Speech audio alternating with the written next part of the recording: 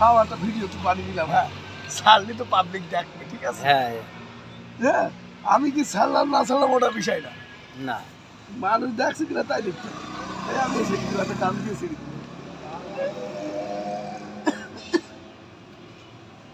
ও বাল দেখলো দেখলো, না দেখলো না, আমার বালছি না, আমার ইংরেজি আবার 3 জন দেখলো না।